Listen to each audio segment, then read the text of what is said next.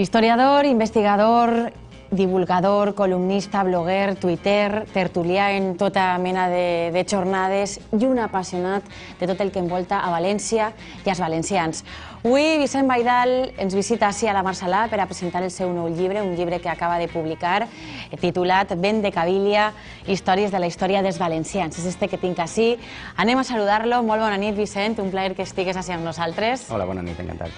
Tens temps per a fer altres coses? Perquè si eres historiador, investigador, divulgador, columnista, no pares, no tens per a l'oci, per al temps lliure, o sí? Poquet, la veritat és que poquet, però vaja, intento aprofitar el temps lliure que tinc. I paga la pena, no? Entenc. Sí, és la meva passió, llavors quan fas una cosa que t'agrada, la veritat és que, bueno, estàs molt a gust.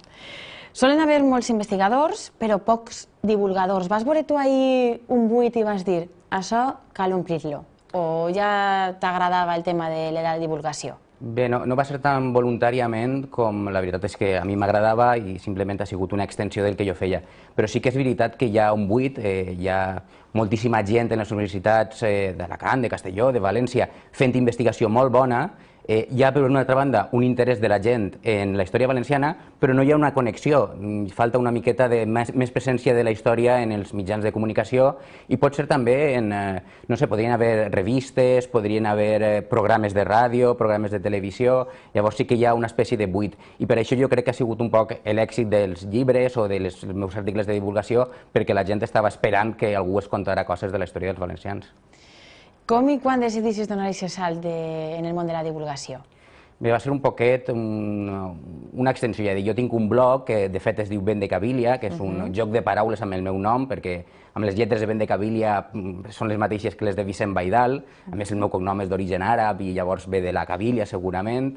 Llavors jo en aquest blog, que vaig obrir fa ja 10 anys, diguem que posava o explicava totes les coses que jo anava fent a la meva feina d'historiador, que potser no servien per a la meva investigació, però sí que pensava que podien interessar a la gent. Llavors ja, vist l'èxit i els comentaris i que a la gent li agradava, vaig començar a fer articles ja per a diaris com El Levante o per a revistes com Plaza o Lletra Ferit, i després ja han vingut els llibres com este o un anterior que vam treure amb uns companys medievalistes, que és Ferarca, històries medievals valencians, històries medievals valencianes, i que també anem ja per la tercera edició i està anant molt bé, o sigui que un poquet ha sigut una evolució en els últims anys. Te trobes una miqueta soles en el tema de la divulgació? T'agradaria que algú més s'animara? Bé, la veritat, m'encantaria que hi haguera més presència de la història en la societat valenciana i en els mitjans. La veritat és que sí que hi ha una tendència a que la gent estiga no només més interessada, sinó també més formada en això. En aquest sentit, la gent dels museus o de les visites guiades fa molt bona tasca, però la veritat és que falta una sèrie de divulgadors, historiadors que es dediquen a això. I llavors, bé, soles no sé, però sí que m'agradaria que la història estiguera més present. Eres una persona molt activa a les xarxes, publiques, com he dit, molts articles. Aleshores, sembla que només eres tu el referent que te pot ajudar almenys a informar-te sobre la història dels valencians. Ens interessa la història dels valencians? La desconeguem o com està la situació? Jo crec que sí, que ens interessa moltíssim, és a dir, la mostra és el llibre que deia de Ferarca, històries medievals valencianes, quan el vam fer, la veritat és que pensàvem que no es vendria molt, perquè històries medievals valencianes, en principi, podria pensar que no. Molt entretingut, potser sembla que no serà, però interessant molt. Però sí que és realment molt entretingut, i sí que hi ha moltíssim interès en la història.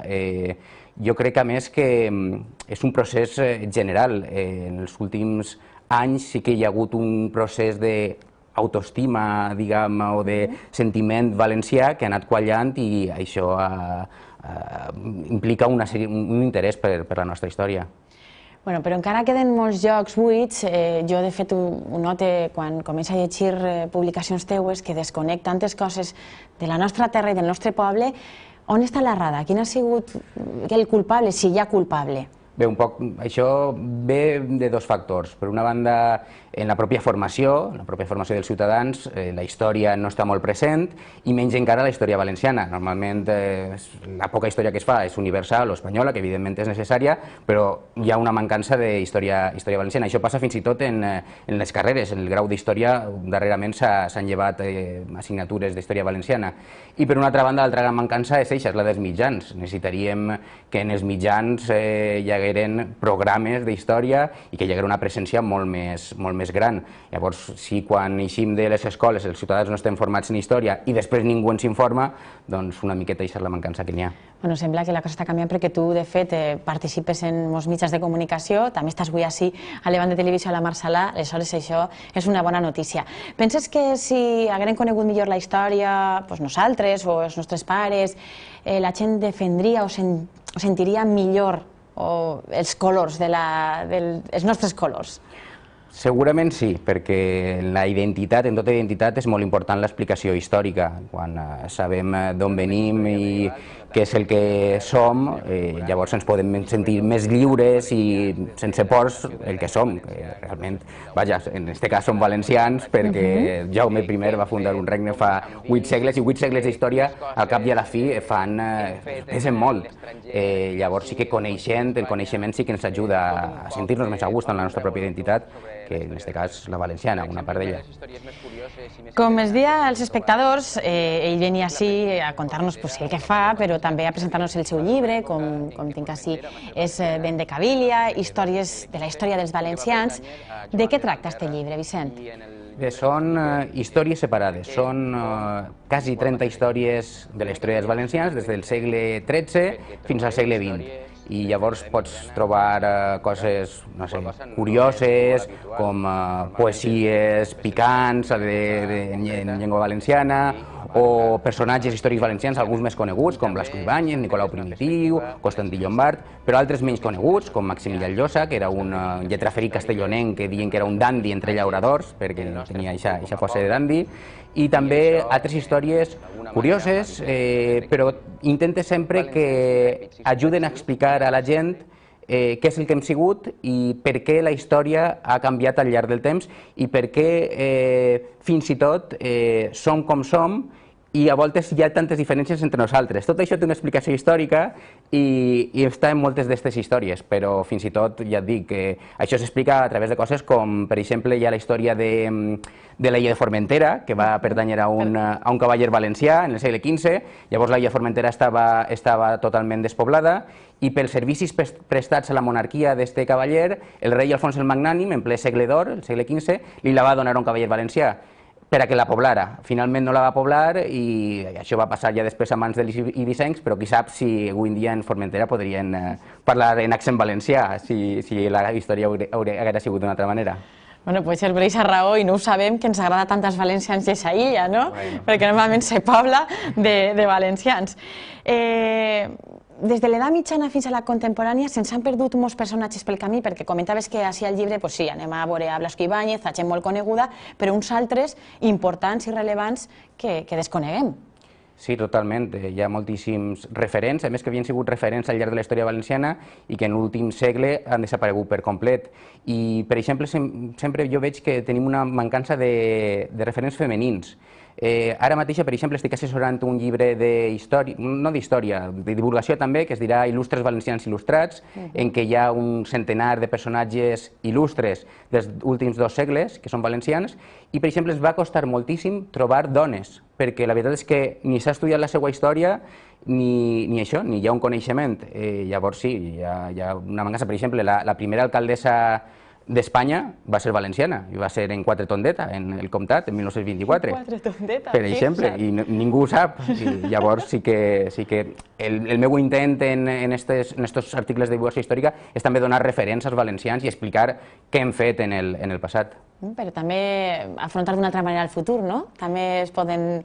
Sí, perquè sí. han hagut conflictes i hem eixit d'aixòs conflictes, no? Que bé comentaves en articles que he llegit teus que ara la situació és complicada però que hem passat per molt complicades, no? Sí, sí, sí. La veritat és que, per exemple, un dels articles que hi ha en Vendegabilia, que és l'últim, precisament, i un poc en rebel·le contra aquesta visió dels valencians com a meninfots i que sempre ens va malament, perquè això sobretot és una idea del segle XX. Quan tu mires a la història, a vegades sí que hi havia una visió dels valencians com a febles, però la visió normal, la visió que teníem nosaltres i els de fora, és que els valencians era un poble indòmit, valent, un poble que sabia eixir avant, i llavors jo el que intento explicar és que ens hem de llevar del cap aquesta idea de que sempre ens anirà malament perquè no som un poble fort, sinó que això és qüestió de posar-se, i quan les coses ens isquen millor, segurament tindrem la visió contrària. Bueno, sembla que a veure si este nou govern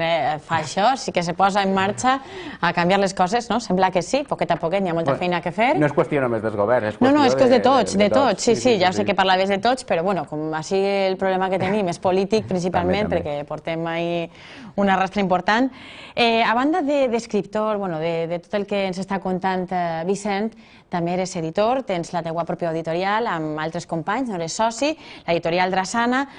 Quin tipus de llibres publiqueu allí i amb quin objectiu?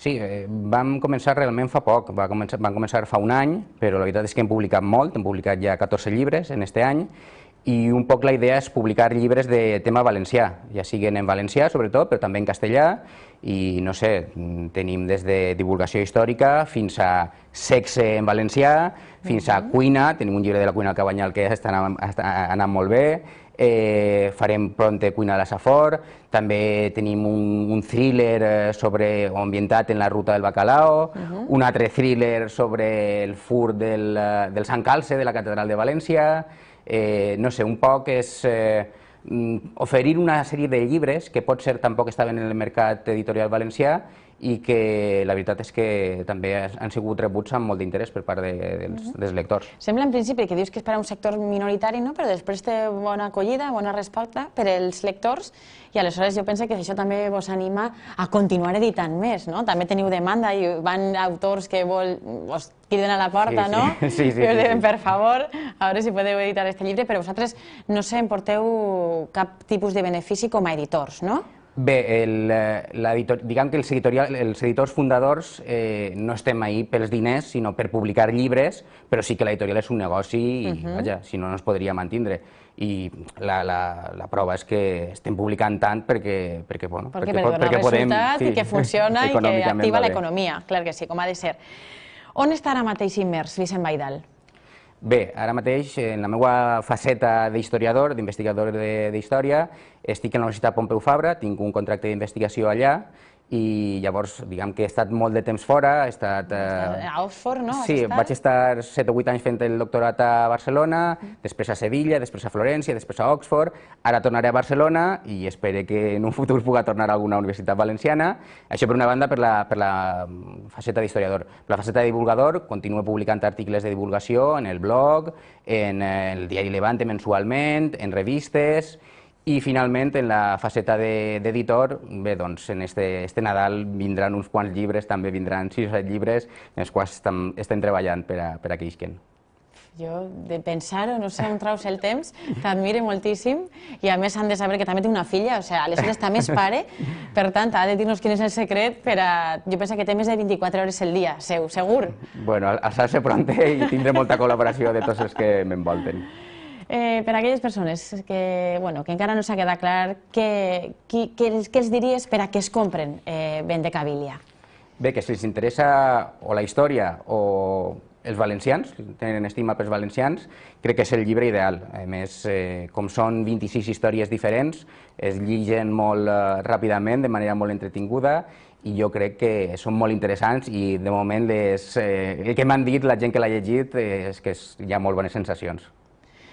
Moltíssimes gràcies, Vicent Baidal, per estar així amb nosaltres a la Marsalà, per portar-nos aquesta pildoreta, aquesta dosi de la nostra història valenciana, que és un orgull per a nosaltres que hi hagi una persona interessada i que puga expandir-la per tot arreu. Gràcies i molt bona nit, Vicent. Nosaltres fem una xicoteta pausa i tornem de seguida, sí, a la Marsa Labos, espere.